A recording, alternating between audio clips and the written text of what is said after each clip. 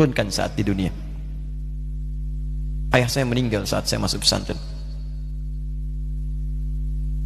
Dan baiknya saya rasakan luar biasa. Beliau mengajar di musalla kecil dulu, sekarang jadi masjid. Itu saya selalu dibawa.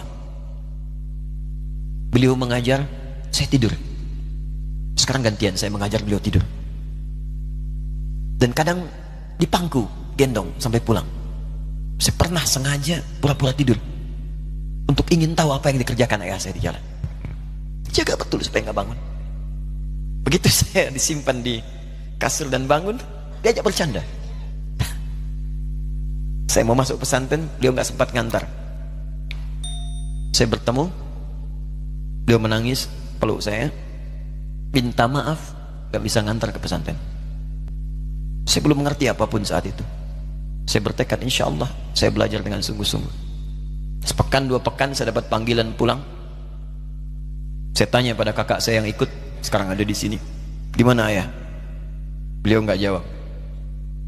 Sampai di Bandung, paman saya, beliau sekarang Sekom MUI Jawa Barat, langsung menyampaikan, nampaknya nggak akan terkejar sampai sana, mungkin sudah dimakamkan.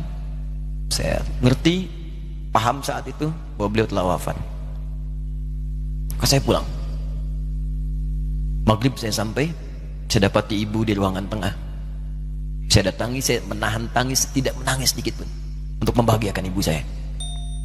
Saya datang, saya peluk, saya temani tidurnya.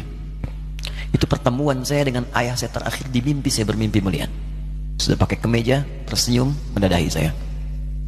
Sudah. Besoknya saya cari ke kamar, ternyata Allahu Akbar, apa yang selama ini saya pelajari di pesantren, kitabnya sudah ada di kamar semua, sudah disiapkan. Saya menangis saat itu. Saya bawa mushaf.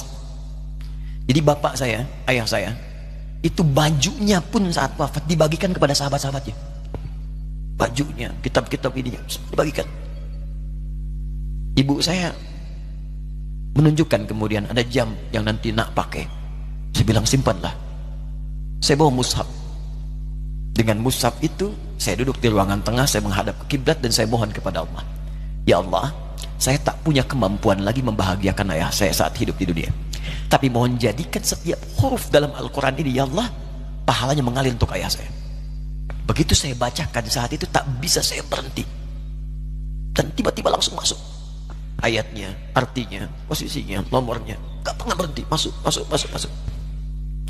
Saya bertekad ingin berbuat baik. Puncaknya saya sekolah. Ibu, ya Allah, saya ingin berbakti pada ibunda saya. Anda tahu apa yang terjadi? Demi Allah saya katakan, ketika Anda bersabar, ibu saya, Bu, Pak, itu krisis 97, Pak. Waktu krisis, saya masuk pesantren, saya diberikan sempurna bekal seperti anak-anak lain. Rupanya ibu saya sudah tanya kepada santi-santi, orang tuanya, berapa bekal Anda kasihkan? Dikasih yang paling tinggi itu dikasihkan pada kami tiap bulan. Saya terima. Satu kali libur saya pulang dari jauh, ibu saya tersenyum melihat sedang jemur pakaian, melihat saya. Begitu saya tiba, kaget saya. Kok pakaian ibu saya, pakaiannya nggak cocok dipakai gitu. Ini bukan pakaian ibu saya, kayak kain pel lah kalau sekarang. Saya masuk ke rumah, saya kejar, saya buka pakaiannya, lemarinya, saya nggak temukan sedikit pun. Saya kejar kakak saya, dia sudah siapkan makan. Kak perempuan kami yang kedua, mana pakaian ibu saya? Perhatikan jawabannya. Dia menangis saat itu.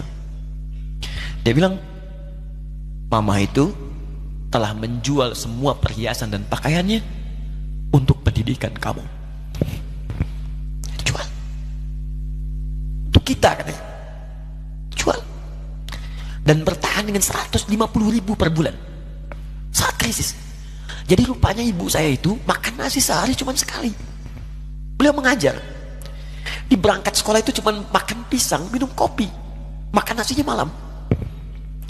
Saya bilang, ya Allah, saya akan ganti baju ibu saya dengan kain ihram dan saya gandeng tangannya di Masjidil Haram. Itu apa yang terjadi? Begitu saya kuliah di Libya, alhamdulillah, saya berangkat, saya mulai mengajar, saya serius belajar. Saat itu kemudian Allah mulai berikan jalan. Saya ingin sungguh-sungguh. Malam saya bangun, saya sholat, saya belajar, saya menghafal Quran, saya belajar riwayat Quran. Sampai puncaknya tiba. Saya ditugaskan pemerintah Indonesia saat itu untuk jadi petugas haji di Mekah. Saya telepon ibu saya. Saya bilang, Ma, saya insya Allah akan haji 2010. Saya telepon Februari saat itu. Saya dengar suara, terbayang wajahnya indah, senyuman, bahagia. Alhamdulillah, nak. Kapan berangkat? Tahun ini insya Allah. Saya bilang, dan saya tidak akan pernah berangkat kecuali mama pun akan berangkat. Terdengar nada pesimis tapi senyum. Dari mana katanya? Allah akan kasih, saya bilang. Saya sedang bekerja berusaha karena Allah. Mustahil Allah akan sia-siakan kita. Berapa butuhnya? Porsinya 25 juta. Kapan harus ada? Bulan Juni. Ya, jadi dari Februari ke Juni itu. Ya, Juli bukan Juni, Juli. Ya, jadi saya masih ingat bulan 7 5 bulan tuh.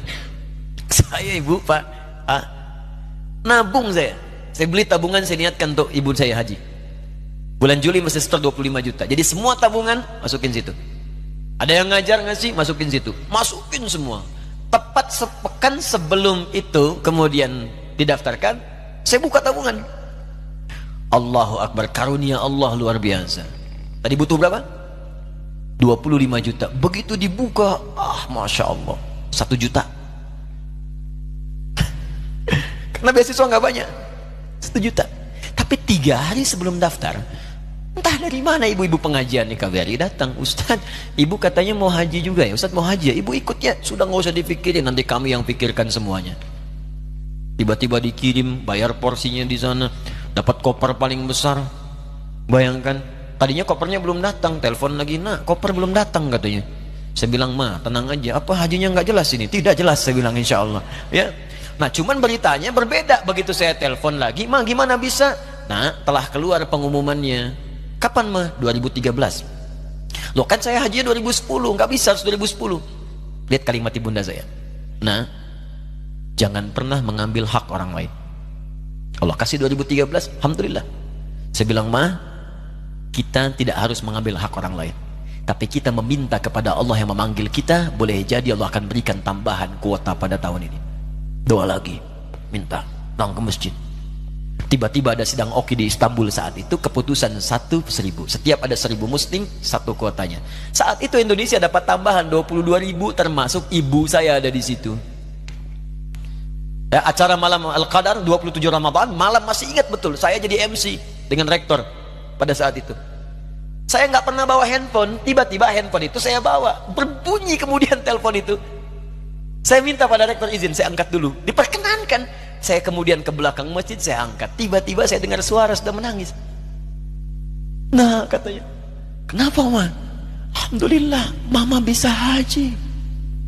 Ternyata kuota itu termasuk ibu saya. 5 bulan, Pak. Wena biasa. Nggak bayar tambahan, nggak ada macam-macam, bisa berangkat. Begitu saya berangkat duluan, saya tungguin betul di apartemennya, di maktabnya sampai datang. Begitu sudah datang, saya nggak sapa. Saya lihat dari jauh. Bahagianya saya bisa mengganti pakaian tadi yang lusuh dengan kain ihram. Saya perhatikan, saya ikuti dari belakang. Di lift, saya ikuti. Di jalan, saya ikuti. Begitu sampai Masjidil Haram, saya gandeng tangannya. Ma, kita sama-sama. Labbaik Allahumma labbaik. Labbaik la syarika lak labbaik. Saya tawaf, saya gandeng ibu saya lindungi supaya dapat kenikmatan dalam tawafnya. Begitu saya rasakan bagaimana Sayyidah Hajar bekerja keras untuk Ismail. Saya balas di situ. Saya gandeng tangan yang kanan. Saya minta pada Allah, muliakan ibu saya, ya Allah, muliakan ibu saya. Muliakan. Berikan saya kesempatan membahagiakannya.